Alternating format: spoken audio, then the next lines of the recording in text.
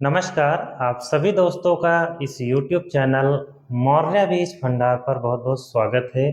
और आज की इस वीडियो के माध्यम से हम बात करेंगे आलू में अंतिम स्प्रे में पीजीआर के बारे में। हमारा जो टॉपिक है दोस्तों वो यहाँ पर ये है कि क्या आखिरी स्प्रे में जो पीजीआर है वो हमें देना चाहिए या नहीं देना चाहिए, यानी लास्ट स्प्रे में पीजीआर का साइज से क्या लेना देना है ना। पीजीआर की बात करें दोस्तों तो पीजीआर का मतलब होता है प्लांट ग्रोथ रेगुलेटर, यानी जो पौधे की हाइट को रोकने का काम करते हैं। दोस्तों हमारे साथ यहाँ पर बहुत सारे पीजीआर हैं, जैसा कि आप स्क्रीन पे देख सकते हो। इसमें टॉप लाइन में बिकने वाले सिंजेंटा कंपनी का कल्टार, डीबीएसएफ कंपनी का लिहोसिन, घरड़ा का चमत्कार। इसके साथ साथ बायर का प्लानोफिक्स भी कुछ किसान भाई आलू में स्प्रे करते हैं। इसके साथ साथ बायर का इग्निटस भी दोस्तों आलू के लिए साइज बढ़ाने में यूज होता है। बहुत सारे किसान भाई प्रोजिप यानी जिब्रेलिक एसिड का प्रयोग भी करते हैं। इसके अलावा और भी बहुत सारे पीजीआर हैं जो मैंने यहाँ पर नहीं लिया है, उनका भी आलू में स्प्रे होता है। पीजीआर एक प्रकार के हार्मोन्स होते हैं जो जिब्रेलिन को दबाने का काम करते हैं, यानी जिब्रेलिन का से जो पौधे की हाइट है उसको ये रोकने का काम करते हैं। यहाँ पर दोस्तों हम दो तरीके के ऊपर बात करेंगे। सबसे पहला हमारे वे किसान भाई हैं जिनके पौधे की हाइट जो है वो बहुत अच्छी है और पौधा अभी भी ग्रोथ कर रहा है। पौधे की हाइट 80 दिन, यानी पौधे की जो अवस्था है वो 80 दिन, 85 दिन या 90 दिन की हो चुकी है और जो ग्रोथ है वो अभी तेजी से ही चल रही है, बहुत ज़्यादा रुकी नहीं हुई है। ऐसी स्थिति में कौन सा स्प्रे करें? हमारे साथ दूसरे वो किसान भाई हैं जिनमें शुरुआती अवस्था में ही मूर्छा रोग, परपरा रोग आ गया था या तो पौधे में पीलापन आ गया था, जिसके कारण उनकी फसल जो है वो धीरे धीरे बैठती चली गई।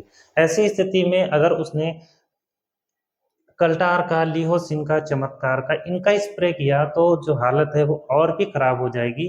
तो वे किसान भाई क्या इस्तेमाल करेंगे, इस विषय के ऊपर भी बात करेंगे। तो सबसे पहले दोस्तों हम यहाँ पर बात करने वाले हैं उन किसान भाइयों के बारे में जिनकी फसल 80 दिन या 85 दिन की हुई है और पौधा बहुत ही अच्छी तरीके से ग्रोथ कर रहा है। ऐसी स्थिति में दोस्तों उनको लेना है लिहोसिन पीजीआर।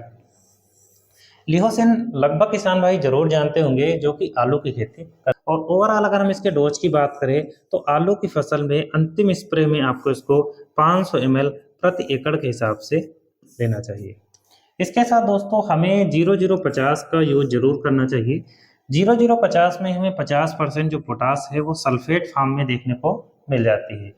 इसके स्प्रे से पौधे ने अपने जीवन काल में जो भी भोजन तने के अंदर स्टोर किया है वो आसानी से कंद तक पहुंचता है, यानी ये ट्रांसपोर्ट का काम करता है।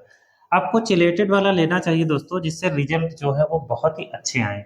तो इसके डोज की बात करें तो आपको 200 ग्राम प्रति एकड़ के हिसाब से इसका प्रयोग जो है वो करना चाहिए। पौधे की अंतिम अवस्था तक अगर पौधा हरा भरा दिखता है, ऐसी स्थिति में दोस्तों वो भोजन अच्छा बनाता है और पत्तियों में क्लोरोफिल की मात्रा को बढ़ाने के लिए हमें इसके साथ यूज में लेना चाहिए मैग्नीशियम सल्फेट।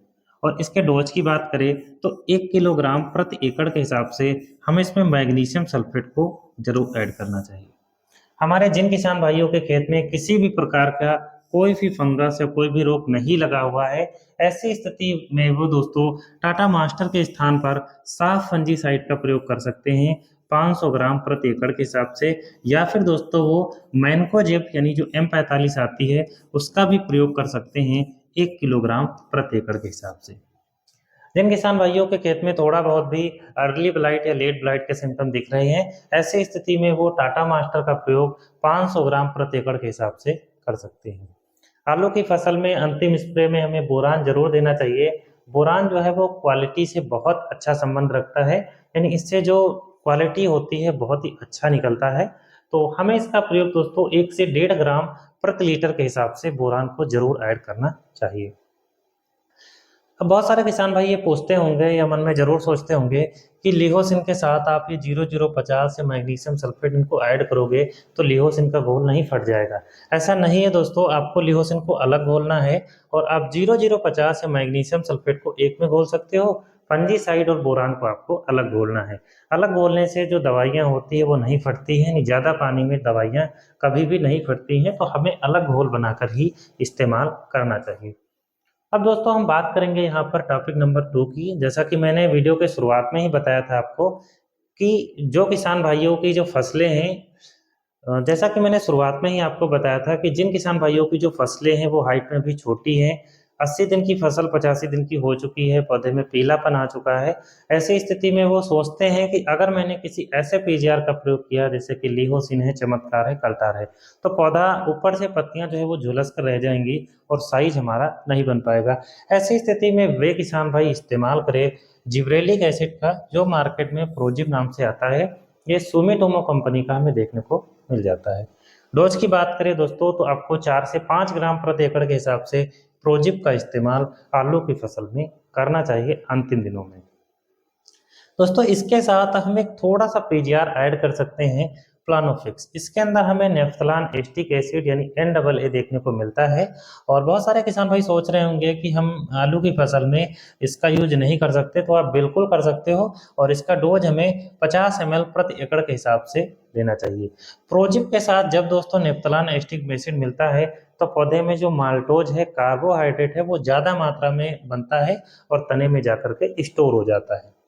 पौधे में जो भी भोजन बना हुआ है उसको आसानी तक कंधों तक पहुंच जाए, इसके लिए हम इसमें लेने वाले हैं 13-0-45। यहाँ पर मैंने 0-0-50 इसलिए नहीं लिया है क्योंकि पौधे की हाइट जो है वो बिल्कुल नहीं है, बहुत ही छोटी है, पौधा पीला भी है। ऐसी स्थिति में अगर नाइट्रोजन होगा तो पौधे में थोड़ा सा हरापन आएगा और क्वालिटी जो है वो और अच्छी निकलेगी, और साथ में आपको पोटास तो इसमें मिल ही रहा है। तो हमें इसमें 13-0-45 का प्रयोग करना चाहिए। चिलेटेड वाला लेते हैं तो बहुत अच्छा रहेगा। और डोज की बात करें तो 200 ग्राम प्रति एकड़ के हिसाब से हमें इसमें 13-0-45 का प्रयोग करना चाहिए।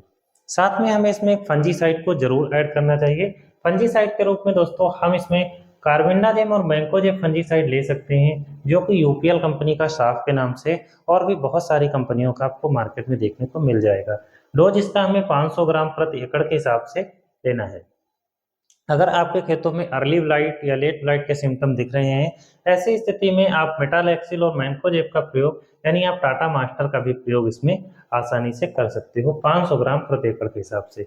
साथ में इसमें दोस्तों हम बोरान ले सकते हैं 1 से 1.5 ग्राम प्रति लीटर के हिसाब से, और इस प्रकार दोस्तों हम इनका घोल अलग अलग बनाकर स्प्रे कर सकते हैं। इसमें हम दोस्तों क्या कर सकते हैं कि जो प्रोजिब है और प्लानोफिक्स का घोल एक में बना सकते हैं। दूसरा हम 13-0-45 का और जो बोरान है उसका घोल एक में बना सकते हैं, और साफ फंजीसाइड का घोल अलग बना करके दोस्तों हम स्प्रे कर सकते हैं। अंतिम दिनों में जिन किसान भाइयों की फसलों की जो हाइट है वो छोटी है, वो इस कॉम्बिनेशन का प्रयोग करें। और जिन किसान भाइयों में हाइट जो है वो काफ़ी अच्छी है फसलों की, ऐसी स्थिति में वो लिहोसिन और इस कॉम्बिनेशन का प्रयोग कीजिए, आपको बहुत अच्छा रिजल्ट मिलेगा। थैंक यू दोस्तों, फिर मिलते हैं नेक्स्ट वीडियो के साथ। उम्मीद है दोस्तों कि ये जो वीडियो है वो डिटेल में आपको समझ में आई होगी। अगर वीडियो पसंद आई हो तो वीडियो को लाइक और चैनल को सब्सक्राइब जरूर करें।